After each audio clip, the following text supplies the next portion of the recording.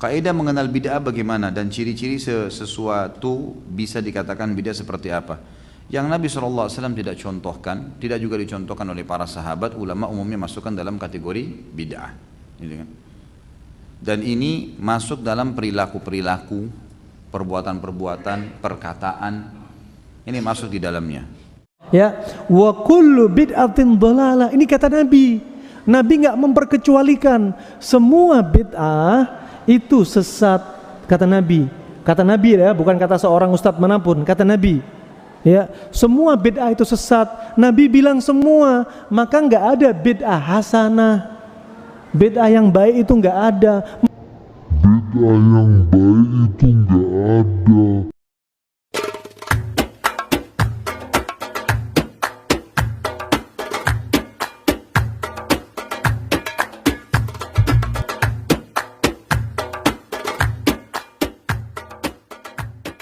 Bismillah, alhamdulillah, wassalatu wassalamu ala rasulillah wa ala alihi wa sahbihi wa mawala amma ba'du.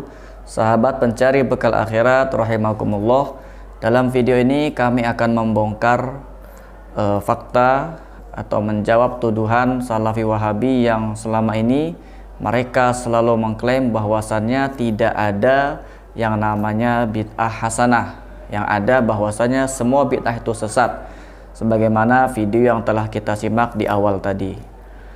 Jadi pokoknya mereka itu kekeh ya berpendapat bahwasanya bid'ah itu semuanya adalah sesat dan buruk. Memang hadis-hadis yang membahas tentang bid'ah itu adalah sahih. Tetapi pertanyaannya, apakah benar bid'ah yang dimaksud oleh mereka Salafi Wahabi itu adalah seperti makna bid'ah yang dikehendaki oleh baginda Rasulullah SAW? Silakan tonton sampai selesai agar Anda tidak gagal faham. Imam Ibnu Uyainah beliau berkata, al-hadits mudillatun illa lil fuqaha. Hadis itu menyesatkan kecuali bagi para fuqaha. Dan juga diceritakan bahwa suatu ketika Al-Imam Al-A'mashi rahimahullah, yaitu salah seorang muhadits, yang ia duduk suatu ketika bersama Imam Abu Hanifah rahmatullah alaih, yang seorang imam mujtahid ahli fikih. Kemudian datanglah seorang laki-laki bertanya suatu hukum kepada Imam Al-A'mashi. Lalu Imam Al-A'mashi berkata, "Wahai Nu'man," yaitu Imam Abu Hanifah, "jawablah pertanyaan itu." Akhirnya Imam Abu Hanifah pun menjawab pertanyaan tersebut dengan baik. Kemudian Imam Al-A'mashi pun kaget dan dia bertanya, "Dari mana kamu mendapatkan jawaban itu, wahai Abu Hanifah?" Lalu Imam Abu Hanifah pun menjawab, "Dari hadis yang engkau bacakan kepada kami." Kemudian Imam Al-A'mashi beliau mengatakan, "Na'am, nahnu soyadilah wa antum atiba." Benar, kami ini adalah apoteker dan kalian adalah dokternya. Ya, ini perumpamaannya seperti itu. Kemudian Imam Ahmad bin Hanbal rahimahullah, beliau pernah berkata, "La yastaghni sahibul hadits min kutubi Syafi'i wa qala ma kana ashabul hadits ya'rifuna ma'ani ahadithi Rasulillah sallallahu alaihi wasallam fabayyanna lahum." Para ahli hadis tidak terlepas dari kitab-kitab Imam Syafi'i. Beliau berkata, yaitu Imam Ahmad, para ahli hadis terdahulu tidak faham makna-makna hadis. Maka Imam Syafi'i pun menjelaskan maksudnya. Sehingga untuk mengetahui maksud hadis itu atau fikih hadis, kita harus bertanya ya kepada para fuqaha, yaitu para ahli fikih. Sebagaimana yang telah disebutkan oleh Al-Imam Ibnu Hajar Al-Asqalani, beliau berkata, kenapa bertanya kepada fuqaha? Karena merekalah yang mampu untuk mengistinbat ya, atau menarik kesimpulan hukum dari teks-teks syar'i, baik itu daripada Al-Quran maupun dari hadis-hadis Nabi. Sebagaimana dalam firman Allah Subhanahu wa Ta'ala, Allah Subhanahu wa Ta'ala berfirman, wa ma arsalna min qablika illa rijalan nuhi ilaihim fas'alu ahla dzikri in kuntum la ta'lamun. Yang artinya, kami tidaklah mengutus sebelum engkau wahai Muhammad melainkan seorang laki-laki yang kami berikan wahyu kepada mereka. Maka bertanyalah kepada orang yang memiliki pengetahuan, pemahaman jika kamu tidak mengetahui. Ya, Quran surah An-Nahl ayat 43. Sekarang mari kita telaah hadis kullu bid'atin dolalah wa kullu dolalatin finnar. Ya, hadis ini yang sering dipakai oleh mereka. Jadi bid'ah itu adalah kata benda. Setiap benda itu tentu memiliki sifat. Tidak mungkin ia tidak memiliki sifat. Mungkin saja sifatnya itu baik atau sebaliknya sifatnya itu buruk. Sedangkan sifat tersebut tidak ditulis dan tidak disebutkan dalam hadis di atas. Maka dalam ilmu balaghah dikatakan bahwasannya hadfus sifat alal mausuf, yaitu membuang sifat dari benda yang bersifat, ya, membuang sifat dari benda yang bersifat. Jadi jika ditulis lengkap dengan sifat dari bid'ah, maka penafsirannya adalah, ya, jadi ada dua penafsiran. Yang pertama itu adalah kullu bid'atin hasanatin dolalatun wa kullu dolalatin finnar. Yang kita artikan bid'ah yang baik, semua bid'ah yang baik itu adalah sesat atau dolalah, dan semua yang sesat itu atau dolalah itu masuk neraka. Maka pemahaman ini tidak mungkin terjadi, ya, tidak sesuai. Mengapa? Karena tidak mungkin sifat baik dan sifat sesat itu berkumpul dalam suatu benda dan dalam satu waktu dan tempat yang sama, dan tentu hal itu pun mustahil, ya. Kemudian penafsiran yang kedua, kullu bid'atin sayyi'atin dolalatun wa kullu dolalatin finnar. Semua bid'ah yang jelek itu adalah sesat, ya, dan semua yang sesat itu masuk neraka. Nah, jadi kesimpulannya dalam hal ini, dalam pemahaman ilmu balaghah, bid'ah yang sesat itulah yang masuk neraka. Ya, jadi bid'ah sayyi'ah itu bid'ah yang sesat. Jadi itulah yang masuk neraka. Lalu mengenai lafadz kullu, ya, di dalam hadis ini yaitu kullu bid'atin dolalah wa kullu dolalatin finnar. Nah, pertanyaannya adalah apakah benar lafadz kullu dalam hadis ini menunjukkan makna keseluruhan semua, ya? Maka mari kita simak makna kullu menurut para pakar bahasa Arab. Yang pertama menurut Imam Al-Fairuz Abadi, al-kullu bid-dhammi ismun li jami'il ajza lidzakari wal untha aw yuqalu kullu rajulin wa kullatu imra'atin wa kulluhunna muntalikun wa muntalikatun wa qad jaa bi ma'na ba'din. Lafadz kullu dengan kaf dibaca dhamma adalah nama bagi semua bagian, baik bagi kata maskulin atau muzakkar ataupun kata feminim atau muannats, dan dikatakan juga kulluhunna muntalik atau muntaliqah, dan kullu dikatakan bagi maskulin dan kullatun adalah untuk muannats dan juga bisa bermakna sebagian. Begitu pula Imam Al-Murtado Al-Azabidi, beliau mengatakan dalam kitabnya kamusnya Tajul Arus min Jawahiril Qamus, ya, qala Ibnul Athir maudhi'u kullin al-ihatatu bil jami' wa qad jaa isti'maluhu bi makna ba'din. Ya, beliau mengutip perkataan Ibnu Athir, ya. Jadi lafadz kullu itu adalah makna yang mencakup keseluruhan, dan lafadz kullu juga digunakan untuk makna sebagian. Ya, jadi jelas, ya. Jadi lafadz kullu ini dalam bahasa Arab itu bisa bermakna sebagian.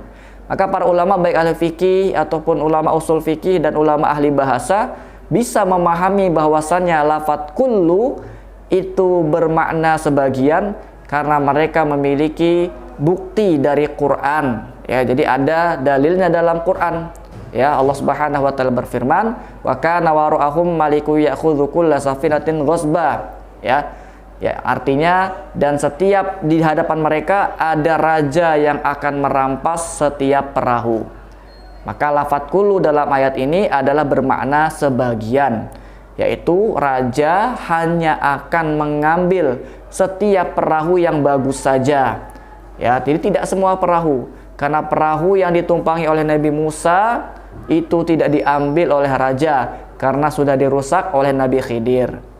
Nah, jadi itulah fakta yang terjadi di dalam kisah Nabi Musa dan Nabi Khidir. Ya. Kemudian dalam ayat lain juga, waja'alna minal ma'i kulla syai'in hayyin, dan kami menjadikan dari air itu segala sesuatu yang hidup.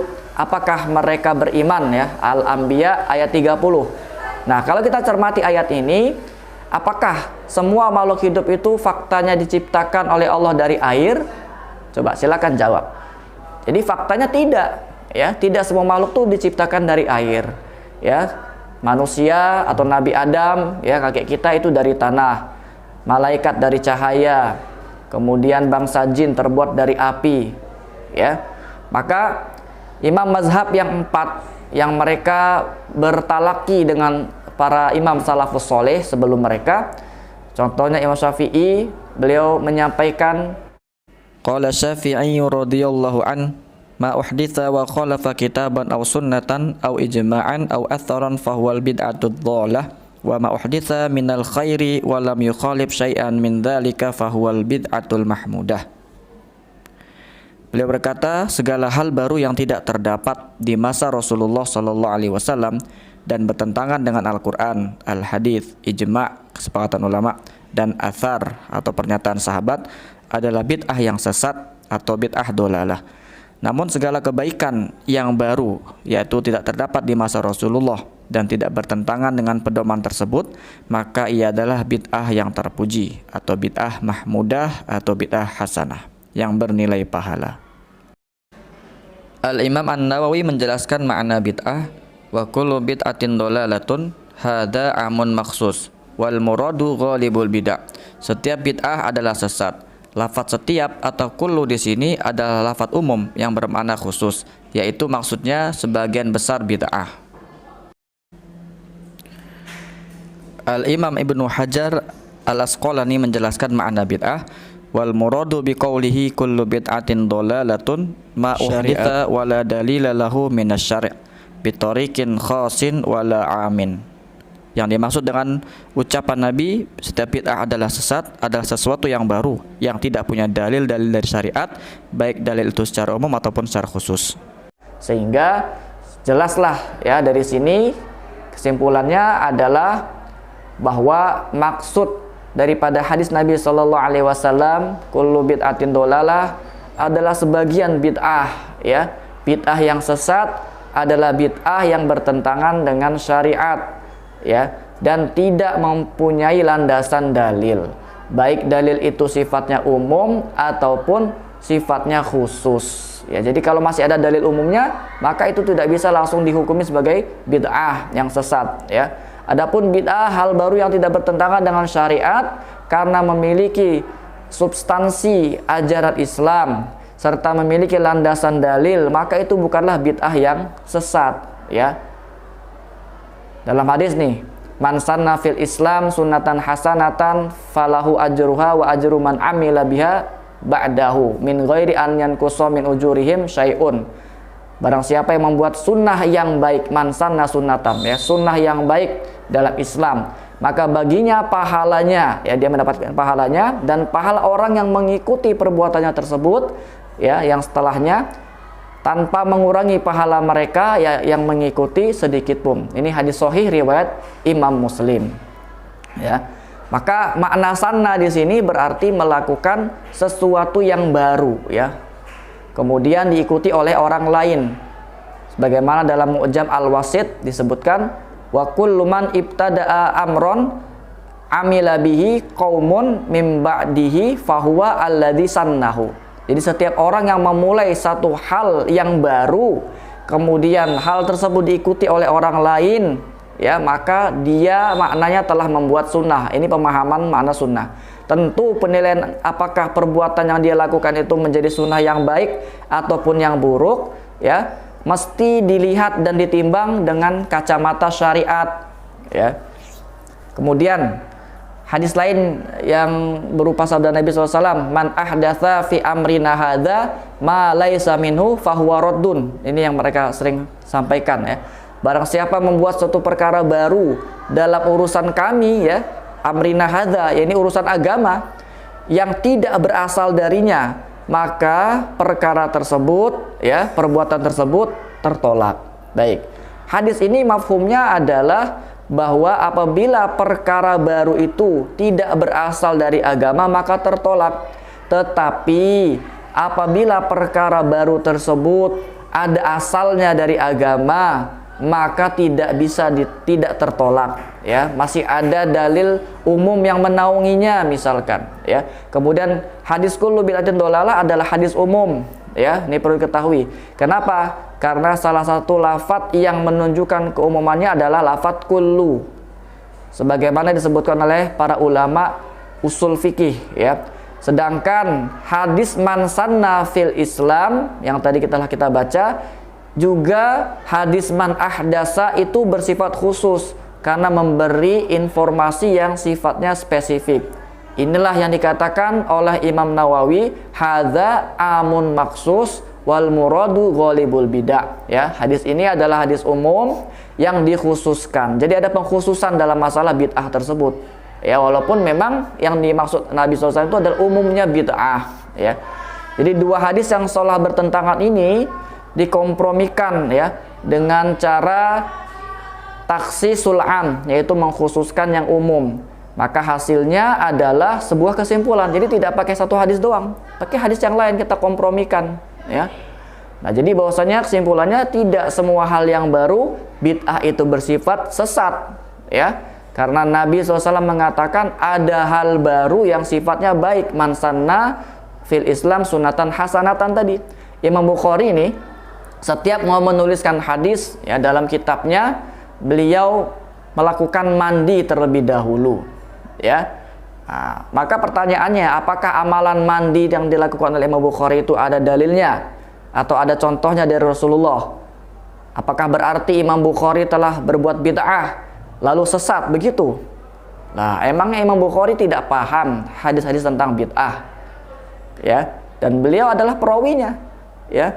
Lalu para khotib Jumat ya di Indonesia berkhutbah dengan menggunakan bahasa Indonesia ya setelah muqaddimahnya. Nah, maka sekarang pertanyaannya, mana contohnya dari Nabi SAW bahwasanya beliau melakukan khutbah dengan menggunakan bahasa Indonesia ya, atau bahasa yang lainnya ya. Wallahu a'lam bishawab. Demikian, semoga bermanfaat. Wallahu a'lam bishawab.